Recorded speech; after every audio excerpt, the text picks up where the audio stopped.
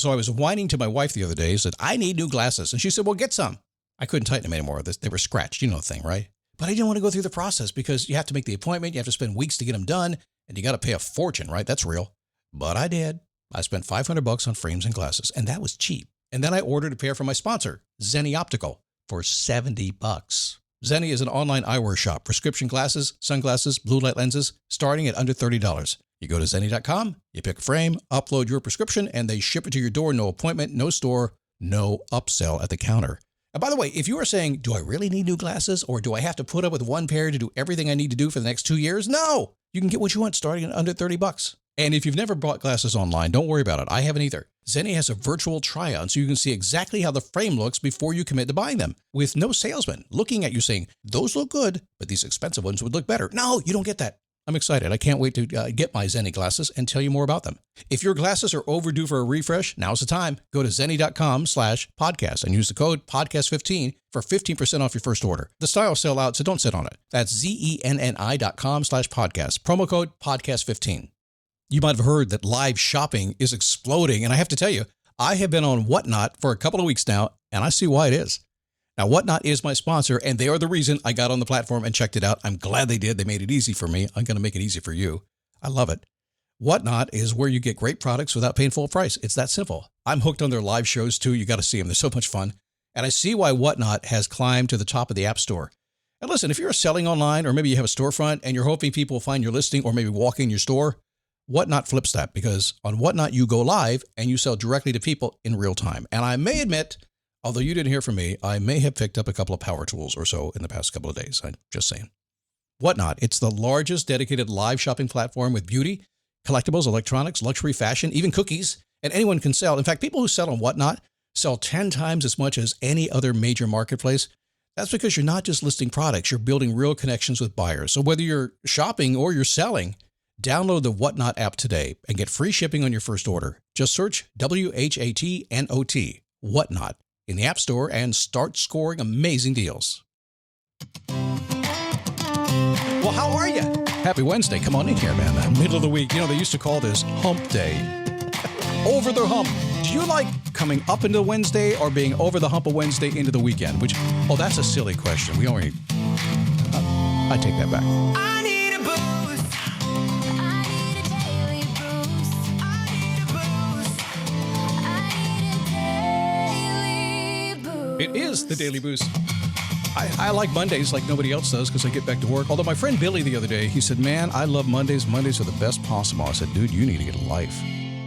But Wednesdays are pretty good too because we're almost pushing down into the weekend. And how do you feel about that? Because here's the thing. I think if you have your life aligned just right, meaning you're feeling good about what you're doing, your heart's singing a little bit, you don't care what day it is. It doesn't mean the weekends aren't any different than the weekday. It does not. They are different for sure. But man, if you get things figured out, and think about it. I don't know if you've done that yet, where every single day is kind of the same. It's like, doesn't really matter, even though it kind of does. Like a Sunday's different than a Wednesday. There's no doubt about it. To me, that's the goal. To make every day, as they say when you're retired, a Saturday. How you doing? My name is Scott Smith. Good to have you today. I'm kind of in a different mode today. We've been kind of serious, kind of businesslike and all that for the last week and a half or so. And I did say a long time ago, about a month ago, where I said, listen, I'm just going to do what I want to do. You said, great, Scott. Do what you want to do. Just give us good stuff and have fun and be Scott. So we'll do that today. A little bit more inspirational, just kind of feeling, because I'm in the mode right now. I just got off the phone. I had a phone call. That's what you do on the phone. With a friend I have now known. I was just kind of calculated. I think it's been 50 years. A childhood friend. I got him his first job in radio a long time ago. And we haven't talked in about 7 years. Now, I've tried to get a hold of him, but he's ignoring me. I don't know what happened. I must have said something. Listen, I'm just going to admit it. There's a very, very good chance that this mouth got me in trouble. It gets me out of a lot of trouble too, but it gets me in trouble too. So it's probably me, although he's probably being nice and he just didn't say that, but nonetheless had a great conversation. And it got me thinking about that, to take that time to connect, to enjoy yourself no matter what it takes. And I thought, let's go through a couple things today about taking control of your life, enjoying everything around you, everything that you can do or want to do or feel like doing, and yet being smart about it. Because if you listen to me, most people that listen to me and that pay attention to me, I get to talk to, they're smart people. They're not going to take off and chase some unicorn and rainbows. They have dreams, they have desires, but they're realistic folks. Listen, you worked your whole life on so many things. Maybe you're in your mid-40s or 50s. You maybe want to do something different, but you don't want to just give up everything you got, right, and take that kind of chance. That happens all the time. So we'll talk about that a little bit today. And if I get my way, just a little, by the way, I can't stay with you very long today. I can't do a long show today because my wife is making lunch and it's going to be really good today. And she's making it right now. And she gave me a limit. I said, okay, hold on. Basically, hold my beer. Let me record a podcast. I'll come have lunch. Okay, I got off track there, but I'm going to be Scott today. So what do we want to talk about today? Well, the first thing I want to begin with is this. If you want to feel in control, so you're happier, you need to do what I have said many, many times. And hold on. Do not run when I say this, because some of you will. Oh, here he goes again. Do what makes your heart sing. Now, you've heard me say this before. My late wife said that to me when she passed away. She said, whatever you do, do what makes your heart sing. Now, I'm going to be really honest with you right now. I did not know what that meant. And I bet you do not know what that means either, do you? So when I heard it, it's like, well, go out and live your passion and then you'll never have to work another day in your life. You heard that before? How bogus is that, right? Your passion's hard sometimes. And sometimes you're broke when you're living your passion. That's no fun either, is it? I say make money and do your passion, right? I didn't get what do what makes your heart sing meant. For a while, I had a program. I'd go out and do speaking presentations called Do What Makes Your Heart Sing. People roll their eyes at me like, hey, right, I got a job, man. I got to raise a family. I get it. Took me a lot of time to figure it out and to get to the point of best practice. So I'm going to do the best that I can actually do right now to describe what I mean by that. Are there times in your life when you're doing something and your heart relaxes right in the middle of your chest? There's no stress. It all goes away. You're in the moment. You're chilling. You might be working hard, but it doesn't matter. You're just in the game, just playing for the sake of playing. That's where you want to be. When I do what I'm doing right now, whether you like it or not, I hope you do, but whether you do or not, my heart sings in the sense that it's content and relaxed, and I feel like I'm just doing what I was brought here to do. So the first thing I tell you is I want you to do what makes your heart sing. So how do we do that? Well, number one, you got to stop fixing to get ready. What is that? We don't talk like that in South Dakota. I know, that's Florida talk. Years ago, I was on the radio. I was at a station called Mix 105.1 in Orlando doing a Saturday show called the 70s Saturday Night. I was a request guy, a phoner guy. And one day I get a phone call from somebody. She wanted to request a song. And I said, so what are you doing? She goes, I'm fixing to get ready. I'm like, what? Now, that's DJ fodder right there, right? Fixing to get ready? What do you mean fixing to get ready? Well, we're going to go out later. So I'm getting ready to go out. Getting ready to get ready to go out, basically what she said. I said, really? So what is that? Well, I'm ironing my blouse. I'm drinking a beer. I said, oh, you're doing the pre-drinking. I get it. Fixing to get ready. Well, here's the thing. In the world I live in, helping tens of thousands of people all over the world, hundreds and hundreds of thousands of hours of coaching these days, I got to tell you, there's a lot of fixing to get ready out there. Now, this is not procrastination. Now, when you're procrastinating, you're just putting it off. When you're fixing to get ready, you're doing something, just not what you should be doing. You might be drinking a beer. You might be ironing your blouse. I don't know. You could be organizing your hard drive. You could be asking AI to clarify something. You're fixing to get ready. But the very minute you decide just to go do it, your life changes. Last week when I jumped on my phone, I started pushing the contact buttons on my iPhone. I started calling people. Sunday, I'm at church. My pastor says, hey, I saw you call me. I said, yeah, why didn't you pick up the phone? He goes, well, I didn't know why you were calling. I said, pick up the phone. Anyway, it's me. And he cracked up, and we spent the next 20 minutes just talking about good stuff. See, I didn't wait to reach out to talk to him because I thought the time was going to be right. It didn't matter to me. I just did it. Stop fixing to get ready, guys.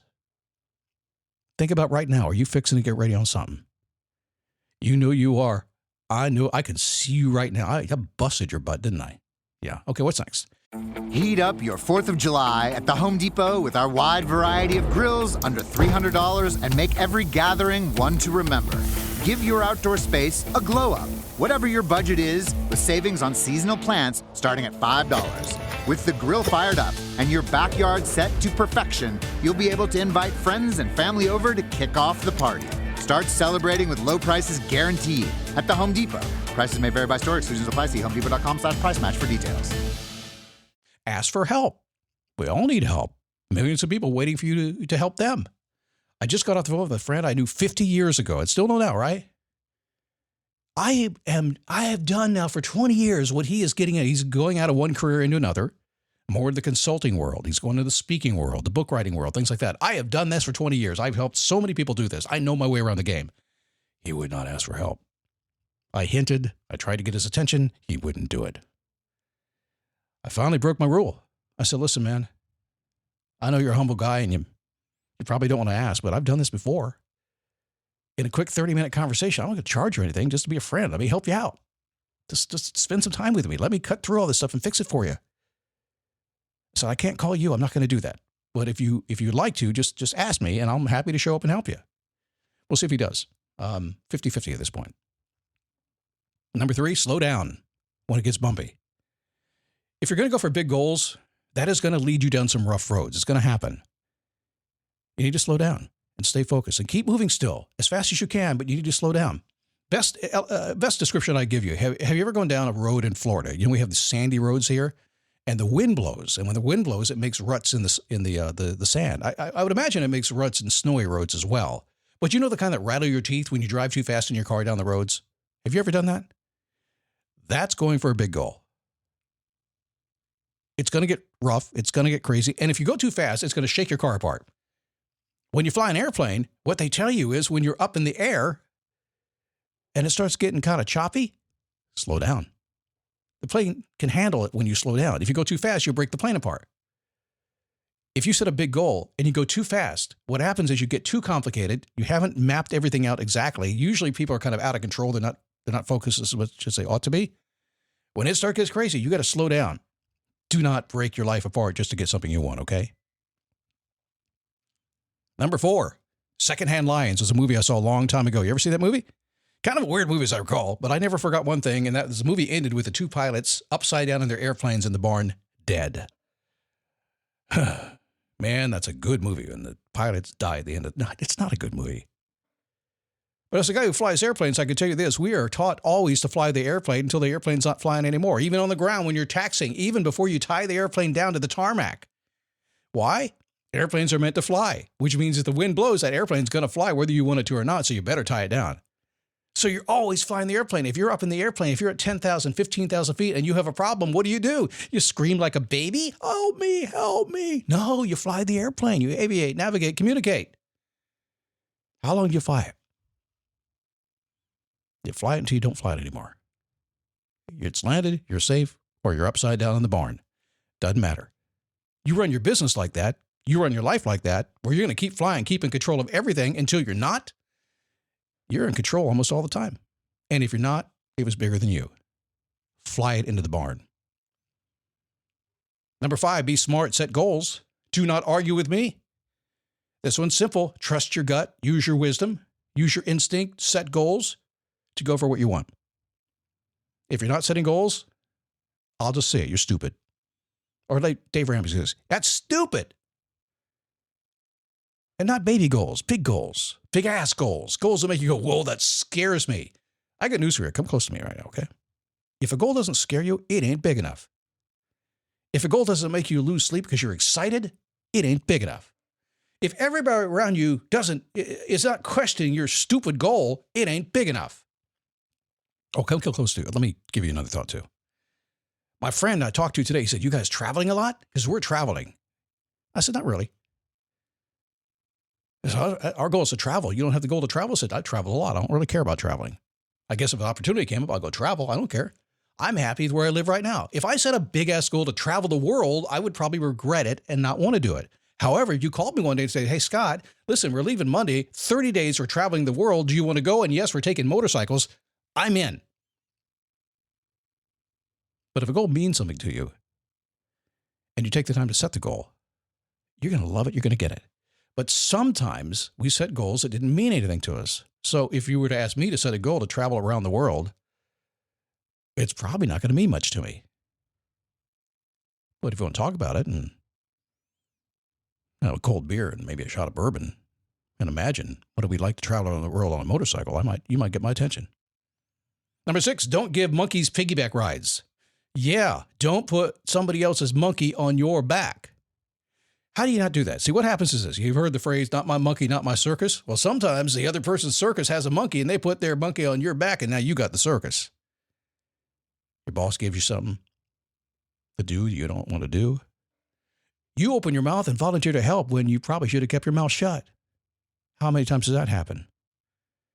I wanted to help, I know, but sometimes you don't need to. A monkey will jump on your back. I don't know if you've ever had a monkey on your back before. I, in fact, have had a monkey on my back. Did you know that monkeys pee on you when they're on your back? They do. And did you know that diapers leak? They do. Sometimes a monkey bites you when they're on their back because that's what monkeys do. So let that metaphor sink in today. When you have the opportunity not to let somebody else's monkey be on your back, I would take that opportunity because you might get peed on. Okay, there's one more thing I want to do here, okay? A long time ago, I started saying PYOTB. You are your own best cheerleader.